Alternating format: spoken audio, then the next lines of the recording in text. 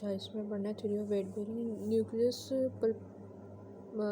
Pulposus ये imbibe करता है वाटर को, डेवलप करता है। इंटरनल प्रेशर एक्सर्ट होता है सारे डायरेक्शंस में। लेटरल फोर्सेस जो हैं वो अगेंस्ट होती हैं एनालिस के। स्पीडली और इन्फीरियरली डायरेक्टेड फोर्सेस जो हैं वो अगेंस्ट होती हैं एंड प्लेट्स के। दैट इंक्रीज करता है स्टिफनेस को एंड प्लेट्स की और एनालिस फिब्रोसिस को। थ्योरी है वेट बेरिंग की when uneven loading takes place. ये राइट साइड पे है और बाकी सारा diagram.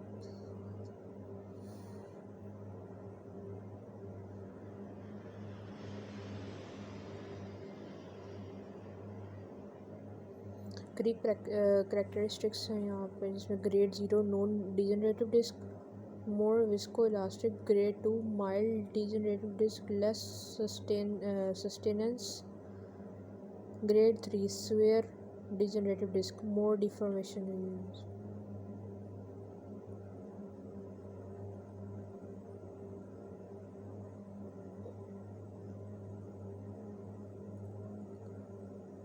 Share and tensile characteristics. Direct shear test होता है, इसमें शेयर स्टिफनेस होती है, हॉरिजॉन्टल डायरेक्शन होती है 260 न्यूटन पर millimetre square. Spine rarely fail हो जाती है प्योर शेयर में। सिमिलरली नॉर्मल फिजियोलॉजिकल एक्टिविटीज़ होती हैं, इसमें प्योर टेंसाइल लोडिंग जो होती है वो नहीं होती, लेकिन एनालिस अंडरगो जाता है टेंसाइल लोडिंग के ड्यूरिंग बेंडिंग, एक्सियल रोटेशन और एक्सटेंशन। देन इसके बाद कंप्रेसिव लोड करेक्टरिस्टिक्स। कैंसलियस बोन जो है वो लार्ज डिफॉर्मेशन होती है, अप टू 9.5% होती है फेलियर से पहले। कॉर्टिकल बोन जो है वो इसमें स्मॉल डिफॉर्मेशन होती है, तकरीबन अप टू 2% बिफोर फेलियर। एक ग्राफ दिया हुआ है पोजीशन ऑफ बॉडी का। और total load on third lumbar disc in a subject of 70 kg।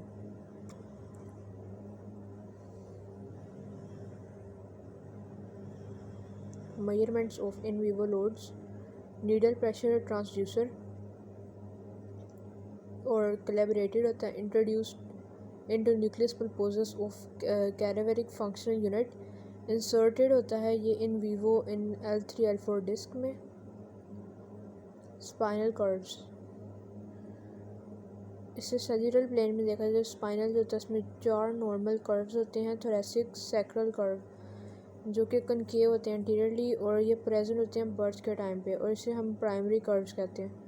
जो लंबर और सर्वाइकल कर्व्स हैं ये कनकेव होते हैं पोस्टीरियरली, और ये डेवलप होते हैं from supporting the body in an upright position. जब अपराइट पोजीशन में बॉडी होती है तो तब ये डेवलप होते हैं। After young children begin to sit up and stand, जब वो बैठना शुरू करता है या खड़ा होना शुरू करता है। Since these curves are not present at birth, इसे हम सेकेंडरी स्पाइनल कर्व्स कहते हैं। ऑल दो सर्वाइकल और थोरेसिक कर्व्स होते हैं उसमें लिटल चेंजेस आते हैं during the growth years. Curvature जो है लंबर स्पाइन का वो इंक्रीज़ करता है approximately 10 degree between the ages of 7 and 17।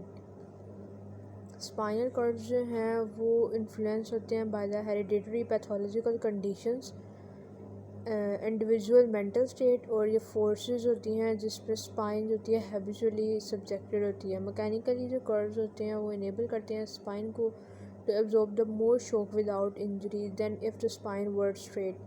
Bones होती हैं वो कॉन्स्टेंटली मॉडल्ड हुई होती हैं या शेप्ड हुई होती हैं in response to magnitudes and direction of forces acting on them. Similarly for spinal curves होते हैं वो जो डिस्टोर्टेड हो जाते हैं जब स्पाइन होती है हैबिचुअली सब्जेक्टेड होती है to asymmetrical forces. This is not lordosis.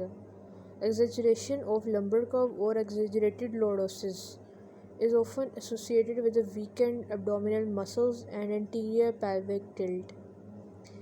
Muscles जो हैं एब्डोमिनल मसल्स वीक हो या एंटीरियर पेल्विक टिल्ट हो तो ये एग्जेजरेटेड लॉर्डोसिस होता है। इसके कॉजेज़ ये हैं लॉर्डोसिस के केस में कंजेनिटल स्पाइनल डिफॉर्मिटी हो सकती है, वीकनेस हो सकती है एब्डोमिनल मसल्स की, पुअर पोस्चरल हैबिट्स हो सकती हैं, ओवर ट्रेनिंग हो सकती है, स्पोर्ट्स में रिक्वायर रिपीटेड लंबर या हाइपर एक्सटेंशन जैसे कि gymnastics, figure skating, javelin throwing, swimming और बटरफ्लाई स्ट्रोक।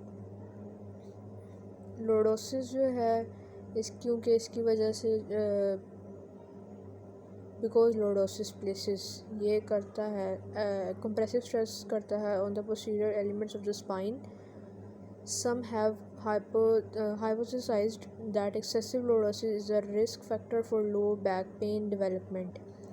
बहुत ज़्यादा lordosis होती है तो low back pain start होती है. Limited range of motion in hip extension is associated with exaggerated lumbar lordosis. उसके बाद obesity जो होती है उसकी वजह से reduce होती है range of motion पूरे spine में और pelvis में.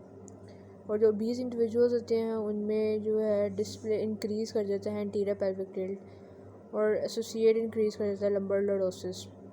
Similarly increase interior pelvic tilt जो है वो इंक्रीज़ करता है लॉर्डोसिस को. ये ज़्यादा होता है during running than during walking. बाकी दूसरा जो एबनॉर्मेलिटी है स्पाइनल कर्वेचर में वो एग्जेजरेटेड काइफोसिस होता है. ये काइफोसिस होता है ये estimated high as much as high 8% होता है इन जनरल पॉपुलेशन में with equal distribution across genders.